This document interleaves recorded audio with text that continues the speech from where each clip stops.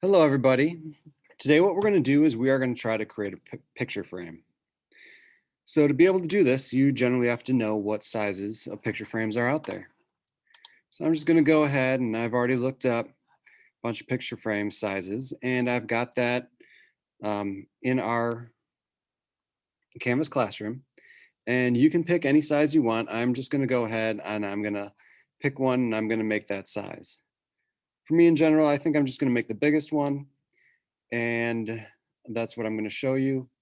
You can, again, choose any other size you want, but my example will be a 30 by 40. So to start off with, I would start making my parts. And to do that, I would just do the overall size. But I had an issue last time. Okay. I had an issue last time and it crashed and I lost my work. So first thing I'm going to do is I am just going to save it. So I'm going to save it as picture frame. And at some point, you might actually make more than one. So why don't you give it a size dimension as well? So it says picture frame 30 by 40. And I'm saving it in my room folder. So that's hopefully where you're going to save it as well. I'm going to click save. And now anything that happens from here on out, it's going to record and keep that information. So it'll continue updating that file. So if a computer ever crashes, you'll at least have something left over from what was happening. All right, so I'm going to click sketch. I can click any plane that I want to once it is ready to let me do so. All right, now that I clicked one, I can go ahead and start making a rectangle. And I'm just going to make that for the overall size. And you're going to see here, when I started clicking on it, what happened. It told me numbers in millimeters. So if I was going to go ahead and make one that's 30 by 40 in millimeters, it would actually be really small. So I'm just going to escape a couple times and I'm going to go up to my document settings and I'm going to make sure that I change my units. Make sure that they're inches, hit OK, and you're going to see that your numbers changed. So now I can go ahead and you can see it says inches instead of millimeters. So I'm just going to make it 40 tall, then click tab, and then type in 30 and hit enter. What that did is it made me a rectangle of the size that I wanted. I can zoom out so I can see the whole thing. We've already learned how to do that. And you can see that it says 40 tall by 30 wide. If I click finish sketch, I can go ahead and start extruding and making a shape. So I'm just gonna pivot it a little bit. So I like to use those corners to actually be able to see how I'm extruding. When it's flat, you never know which direction it's extruding and it could get confusing. So I always like to have it where I can see it in 3D. So I click the area that I want.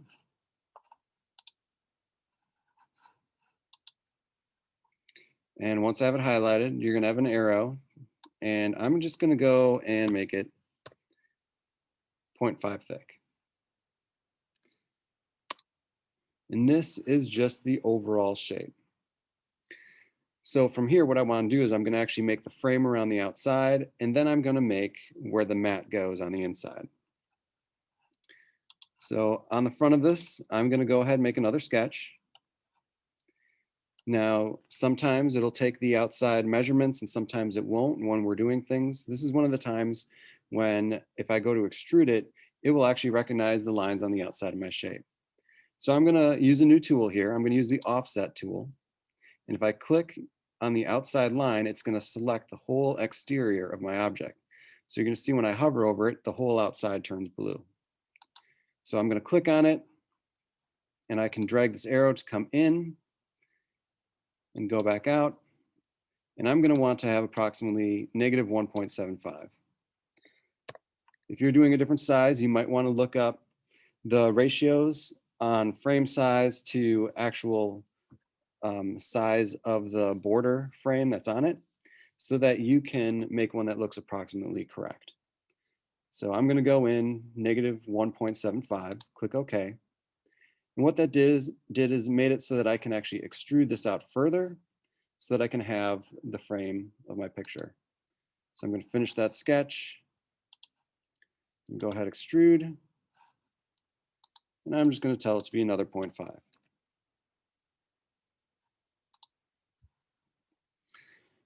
All right, we're gonna get a little fancier with this frame, just so we can learn some of the other tools on here. So under modify, there's one called chamfer. So that is gonna allow me to make an angled corner on my frame. And what I'm gonna do is I'm gonna use that angle corner to actually angle the whole front of that frame. And I will show you that in a second. All right, so I'm gonna select, it says edges, faces, or features. I'm gonna click on the edge. And if you accidentally click on a surface, you can actually click that surface again to undo it. You can see I went ahead and I got that edge around the whole frame there. I'm gonna zoom in here just so I can see what I'm working on. And there are different types of chamfers. First one and the most common one is the equal distance. And there's two distances and then distance with an angle. For now, we're gonna do the two distances. And you're gonna see up here, I've got two different spots to put numbers. So it looks like my first one says it's gonna go across. So I'm gonna try that one out as the full length of my frame that I made. And I told you that length was 1.75. All right, so that arrow got sent all the way across. And then it's just gonna be a little angle on here. So I'm gonna go ahead and put 0.1, just to give it some detail. If I zoom back out,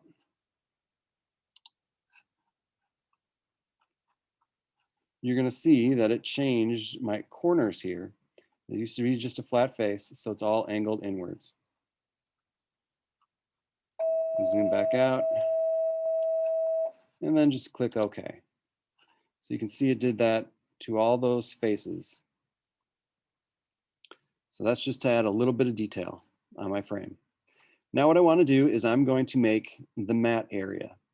Usually there's a mat that comes from the edges and goes in until your picture. What that does, it covers the edges of the image and gives it a little fancier shape. So what I want to do is I want to go ahead and make sure I know what size that is. So I'm going to go back to Google Chrome here where I looked up my sizes and I did a 30 by 40. So I have 21.5 by 31.5.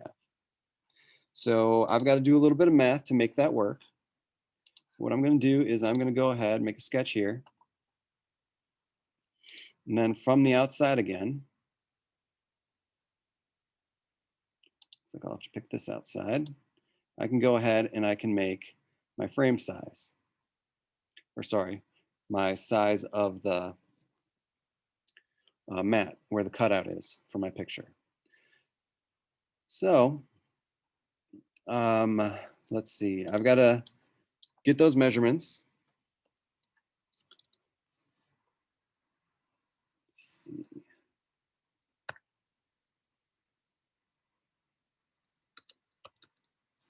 So I'm just going to go negative 2.25.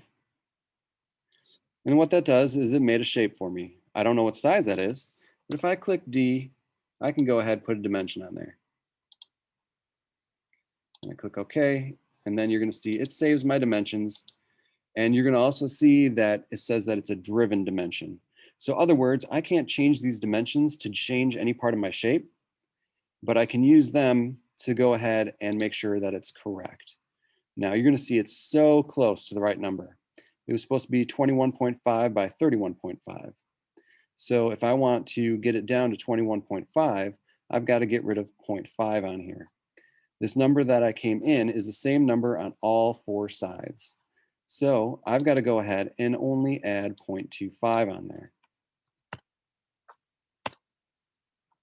Now you're going to see that where I'm going to have my picture is going to be 21.5 and 31.5. Just go back, double check 21.5 and 31.5. So I know I made that correct. I'm going to go finish sketch, and then we're going to offset this in a little bit.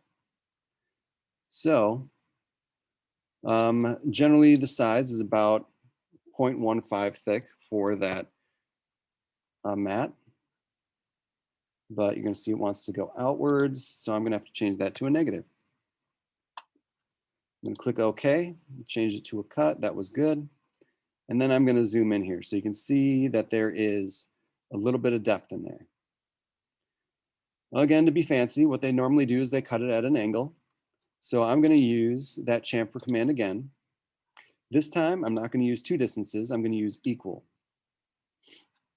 And I want to click on that outside line around the whole thing. So I might have to zoom out and zoom in. If I don't get the right edges, I can always unclick an edge and then click the other one that I want. All right, it looks like I've got all four edges that I've wanted. And the thickness of the material was 0.15. So I'm going to go ahead and type in 0.15 just so I can get that angle on there. And click OK. Zoom in, make sure my angle happened. All right, looks like it happened. So I now have a picture frame that has an angled front, and it has a mat on the inside and then a chamfer. All right, I'm just going to rotate it.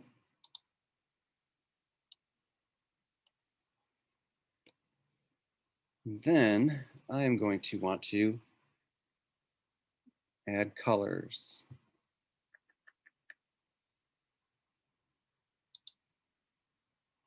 So I'm going to go down to modify appearance. And I don't want to make this just a bland gray frame. Everything has certain colors. Usually a matting is a color that either opposes or pushes colors out of the picture, or it's just a white or cream one. White and cream are the standards that you would just buy at a store, but you could always get one that would pop the color.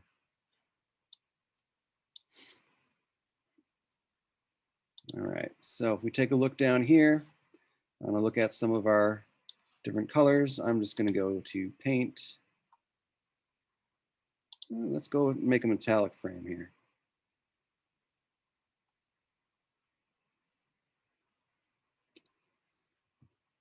Well, let's go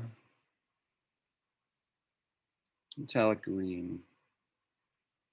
Uh-oh. Remember when I drag that over, it's just gonna wanna click on the whole thing here. So instead of going bodies and components, I'm gonna wanna do faces. So I'm gonna go Control Z, get myself out of that, and go back to my appearances. And I'm going to make sure that it's on faces so that I can click on my faces. Now, one thing I'm doing is I'm holding down the Shift button, and I could actually get multiple faces at once.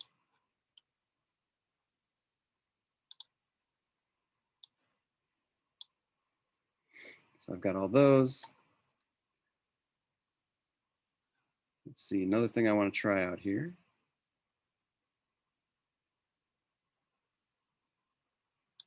Is sometimes, any other programs? Nope. All right, I'm going for faces.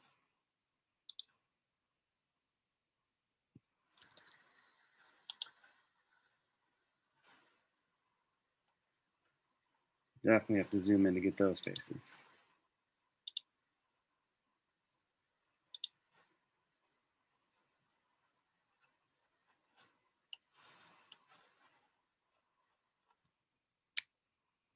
And if you hold down Shift, you can get more than one thing highlighted.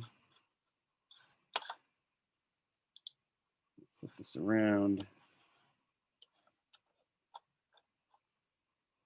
Hold down Shift, click on another one.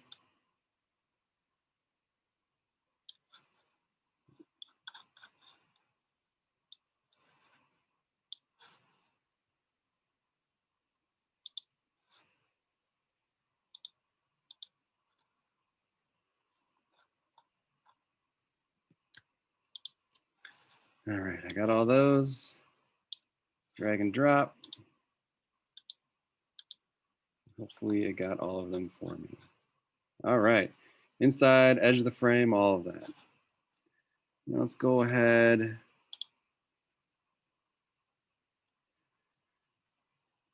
I'm going to try a powder coat rough. How about that? And we got that surface.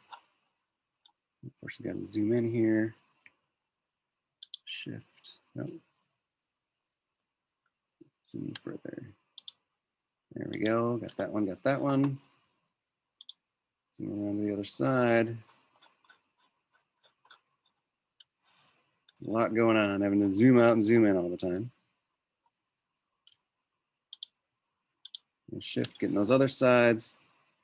I'm gonna go powder coat rough white. Oh, it didn't download yet. Gotta download it. Drop it on there.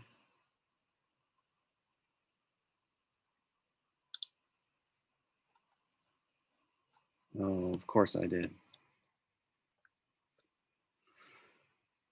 You always got to make sure that when you're on appearances, you have the faces if you don't want the whole thing. So I got to start over on my selection. Good thing I'm running into some of these problems, because then you will run into them as well and know how to deal with them.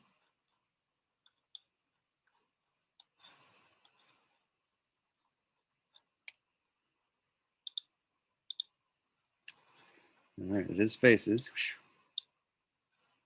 Oh, I gotta, my powder coat white go. There we go. All right. So you're gonna see that I've made my picture frame. It's got a color for the frame on the outside. I can always change that color later. It's got a color for the mat. And then in our next video, what I'm going to do is I'm going to show you how we're going to deal with the picture area. All right. Hopefully you enjoyed this video. Go ahead and make your picture frame.